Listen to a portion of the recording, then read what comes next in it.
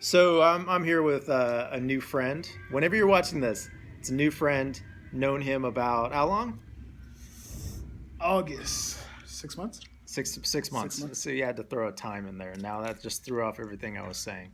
So and go ahead and tell me a little about yourself. Because I know you, this question's loaded, so I'm thinking. I will say my name is Antoine. Um,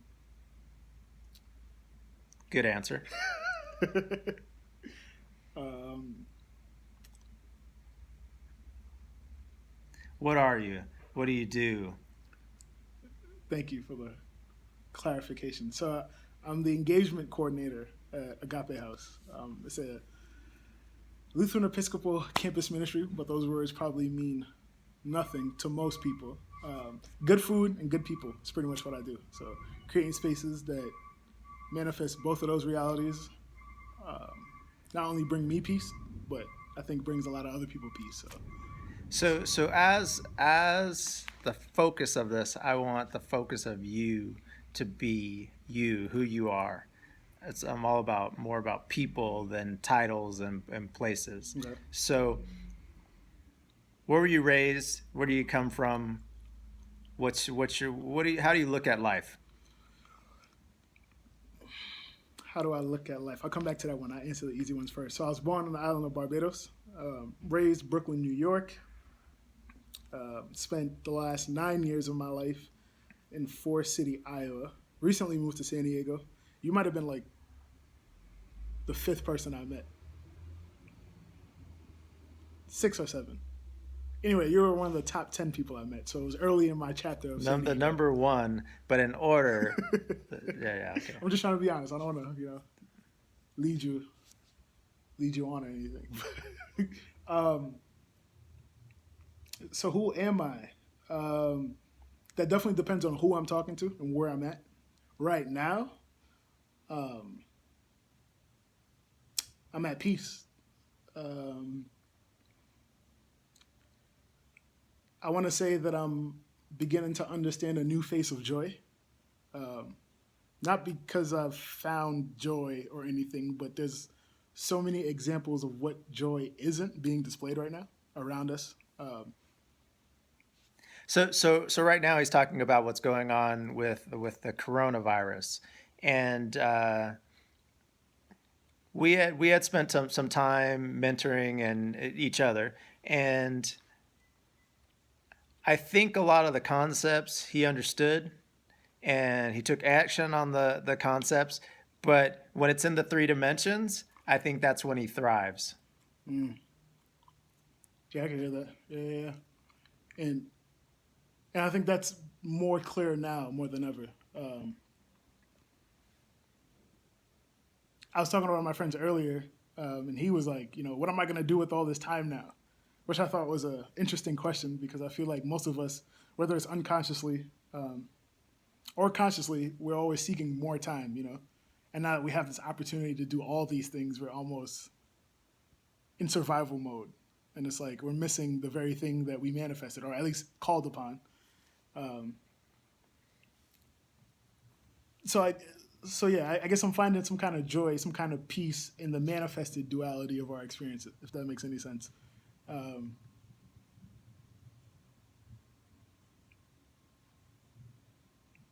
and although there's a lot of noise, there's a lot of energy.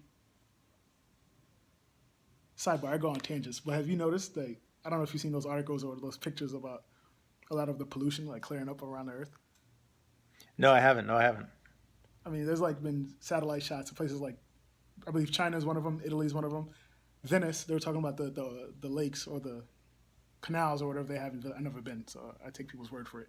But apparently, the Earth is almost healing during this time of quote unquote chaos.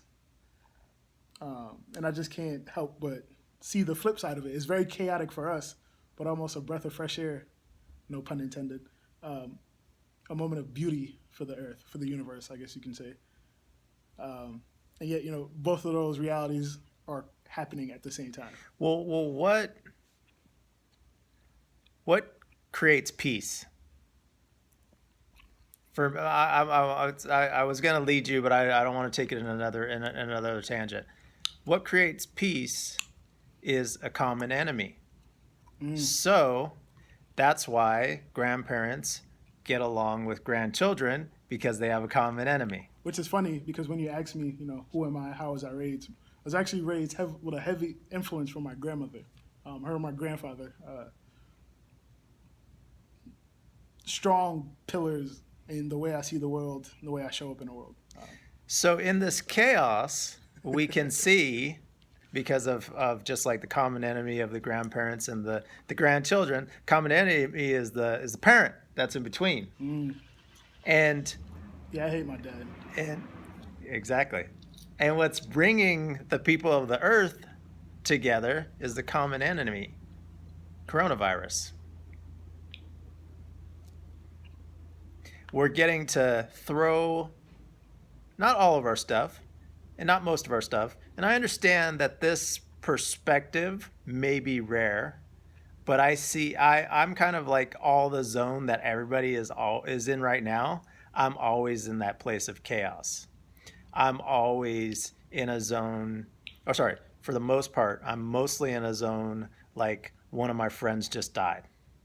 I do Lyft also, and I was giving a ride to a young lady that she hurt her back because she found out she had to move out in a short period of time. And the stress of what's going on, she hurt her back. I asked her if she wanted me to help her move. I would do that any day, not because of the coronavirus. But there's other people that may be very good people, maybe bad people, maybe many different types of people who would never do something like that. Even the most Christian, the most faithful type of people, maybe even some people that might be in ministry, may not do that for a young lady that might come from privilege, would not sit there to help her out. Unless they had some thought that I'm gonna do this because maybe I can hook up with her. But I'm talking about a totally selfish act like that. A lot of people wouldn't do that because they haven't embraced that chaos.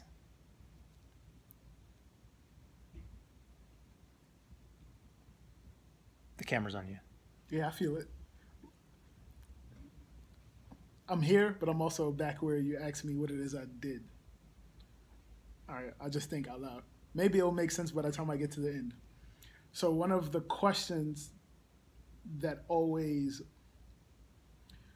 I want to say bothered me, but I found hard to answer, was when people ask me that question. What do you do? And the trained response is to give them the title. I always thought it would be better to answer that question not with a title, but what you did literally that day or leading up to that point, that week, that month, whatever. And I think right now a lot of people are feeling anxiety because their job description, their title, all of that is almost meaningless, because if they haven't been laid off, they might get laid off. And what then? Are you still who you said you were, or who your resume says you are, or your name tag, or whatever it might be?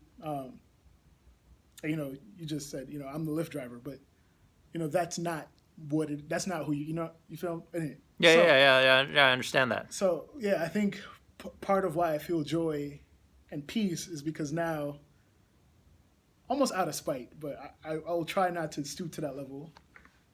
Now I want to ask people, what is it that you do? Like, if you meet someone in Starbucks, or you meet someone, well, you probably can't meet people at Starbucks anymore. But anyway, if you were to meet someone now and you ask them, what is it that you do? Will that be overwhelming because it would bring to the reality the limited nature of their prior job experience, or will people be able to dig deep and find joy? So I love that you're on a run, but this video is coming to an end. This particular video, but I want people to dig deep inside and connect and say, who are you? What do you do? A lot of those things that we think that define us are false sense of security. But what do you do? Who are you?